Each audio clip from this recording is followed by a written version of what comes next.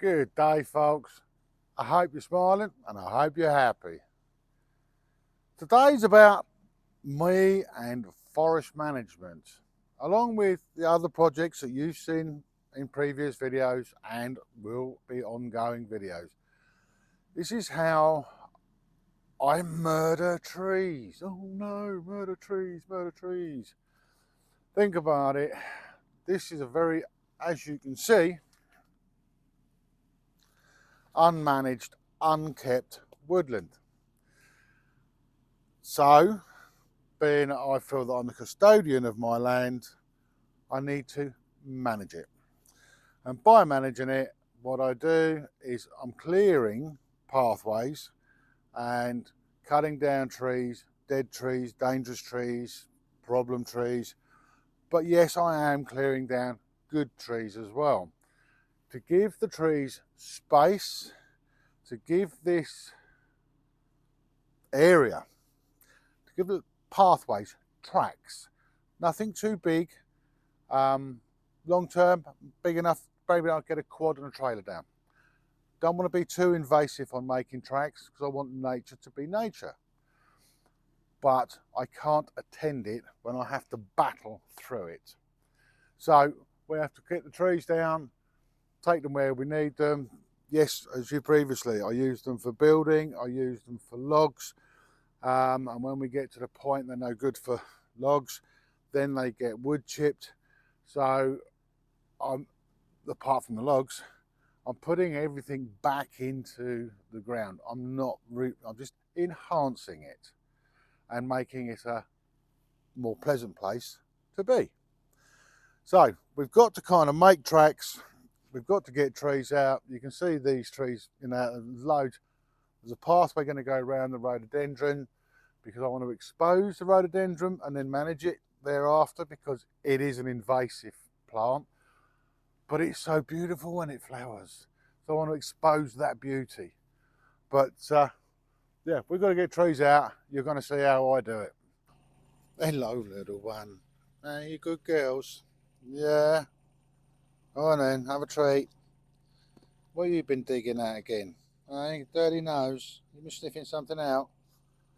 My girl's always with me.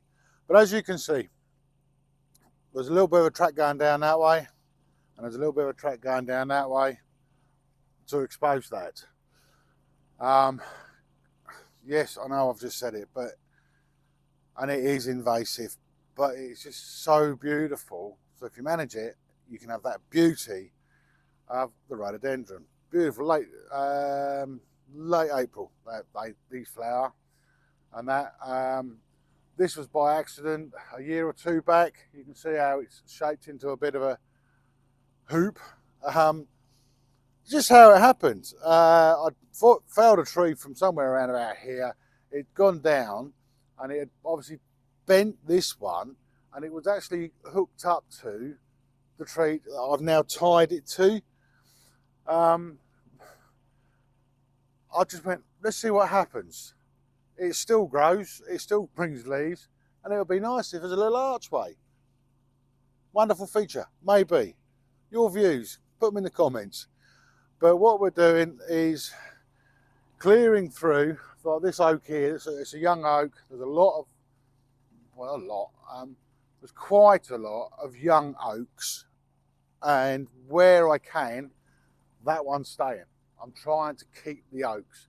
I've got so many different varieties of trees here, but the oaks, because they're slower growing, are getting overshadowed, and it's making it harder for them to grow. So I'm trying to expose things like the oaks to let them grow. I'm never going to see the glorious beauty of it, maybe in a generation or two. But when I make a track, the trees come down, I dig the roots out so that they don't grow back. I'm not sure if you can see in the corner over there, but you can see where I've cut them. I will cut those down a little bit lower for a few logs. But they'll bush up, so it won't be for coppicing and things like this. But it will hopefully create, given time, a nice walkway, a nice path to wander around in and enjoy the splendours of Mother Nature. Anyway, let's get to the point of getting some trees down. Being that I'm come up the track this way, and this is where the track stops at the moment, for me to haul the trees out, it's better if the trees fall that way and then drag them by the butts with the digger. I use the digger to haul them out so I can get quite a few at a time. Trying to drag them out, as I call it, upside down, is not easy because all the branches catch up and it's frustrating. So what I try to do is fell, drag, clean off the frith into one pile, which is going to be the wood chip pile. You'll see that in a bit. But these ones, so this one, I mean, it's not a big tree. It'll go wherever I pretty much want it to. But this one, you can't quite see it on the camera, but it's leaning, its persuasion is to go slightly that way. And I've got one tree there, that's going to have to come out. So this one, that one, it's a way I have to sort of look at it, size it up. And if like this one, which naturally is wanting to lean this way, I need it to go that way. So what we're going to do is, yeah, put a rope up. No. You'll see on the time lapse, because I'll do a time lapse on this one if I remember right. But I can incorporate the digger, and it works well for me. It probably doesn't meet a single health and safety requirement, but hey, this is off-grid. This is the alternative way. Anyway, I'm going to let you go have a little bit of time lapse. Hopefully you'll enjoy it. See you in a minute.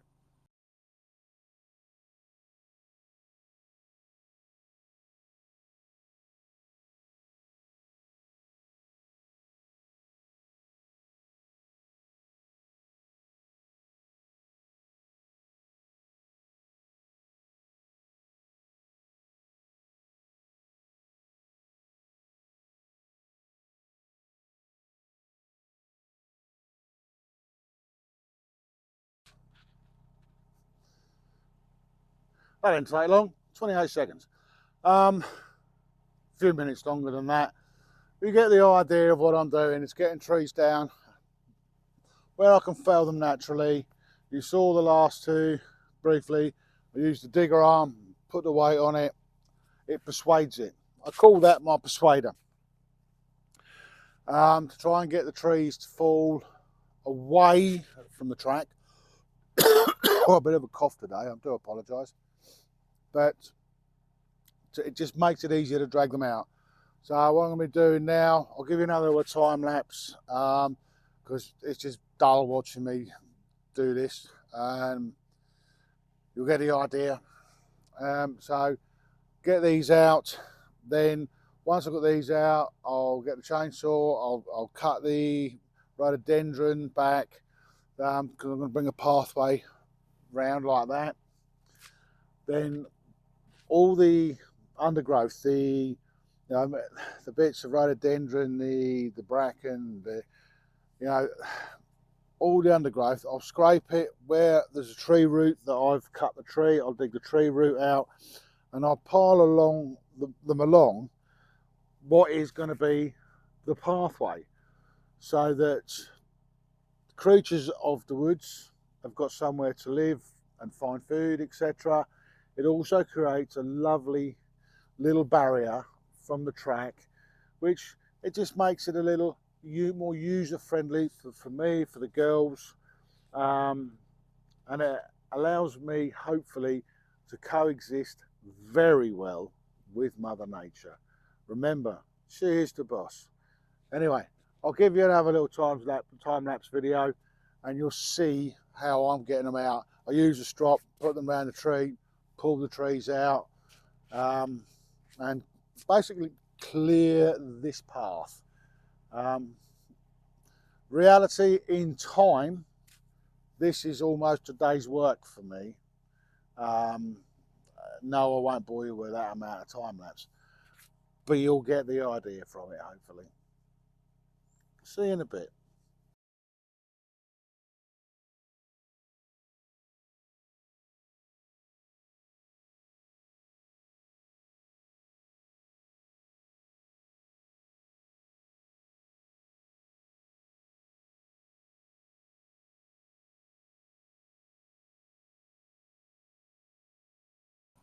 Wow, that time lapse.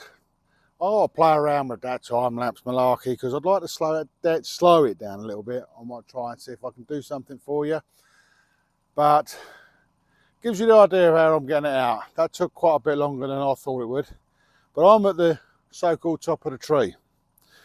1, 2, 3, 4, 6, 7, 8, 9, 10, 11, 12, 13, 14, 15.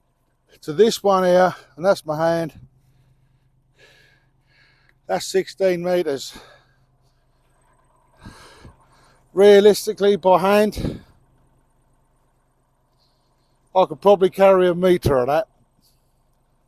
That thing, as I mentioned, most invaluable piece of equipment I ever bought. But mind the noise, people. I try not to be too noisy.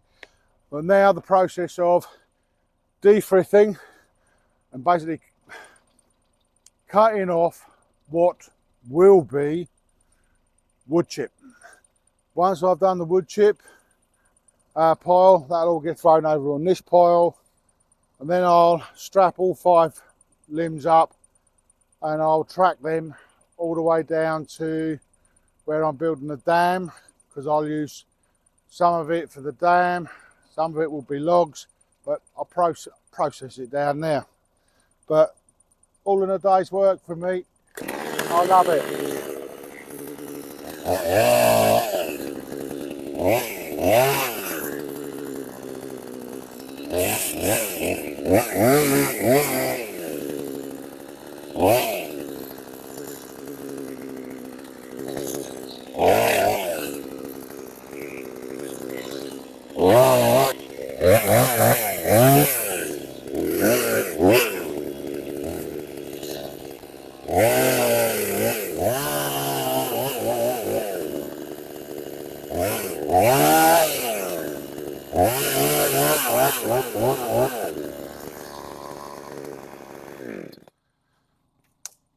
De-limbing didn't take long, and so now we just go clear the pile up and get the strop, pick them up, drag them down.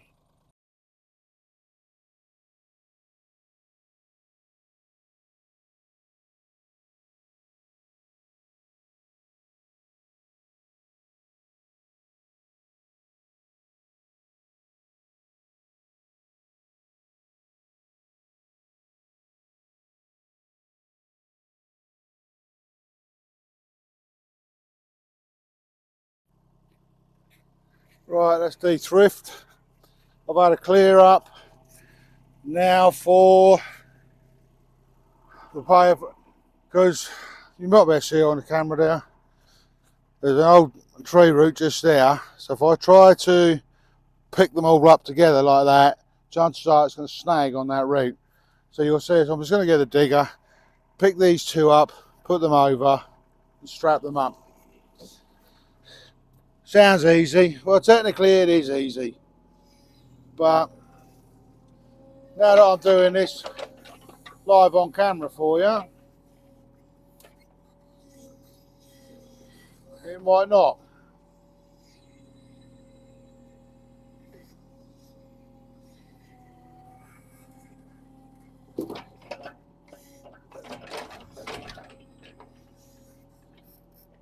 Place the bucket pretty close, like that. And then, say, the strap from pulling the 3 out is still underneath the 3. So all I'm going to do, this is an old 15-ton or 20-ton strop. It's definitely not usable as a proper lifting strop anymore, but it's good enough for what I want around here. So all we're doing is I wrap it around the bucket, and the bucket takes a lot of the weight of the strop, and the oil on the end, just hook it over. I don't get any knots. It never gets buggered up. So now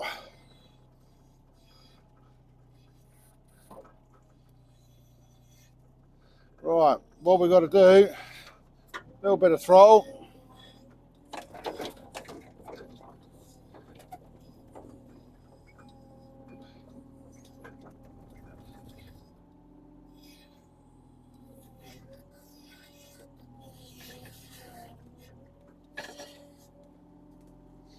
And that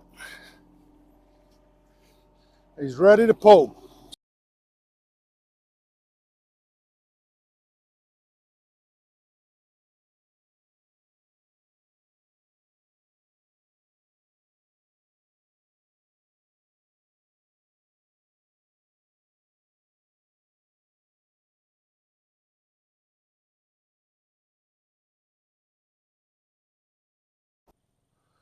And as you can see, we've dragged from all the way up there, down here, and we've got them stacked. I need to tidy this end up a little bit, but I'm going to be cutting them and using them very shortly, so not really a problem. I can still walk past here.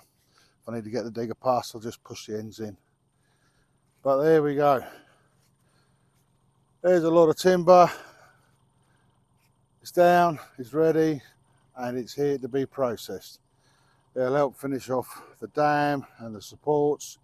They'll give me logs and anything else I need it for. I know that I will use it all. As you can see, that's been a very good, just over a morning's work. Not put myself out too bad for it, and time for lunch. So I'm gonna go and park this up because that's me done with this for the day, and time for some lunch, a little bit of rest, and then carry on. Not sure whether I'll do this or whether I'll be going onto the raised beds, but I'm never sitting down. Anyway, folks, hope you've enjoyed this little one. I hope it's a little bit informative, hopefully a little bit entertaining. And remember, the chicken logo, it's up there in the corner. I really do appreciate that. For everyone who has, those who continue, and those that are thinking, thank you from the bottom of my heart. And apart from that, the comments, subscribe, like, you know, yeah, all that stuff. But from me to you guys, this is how I operate.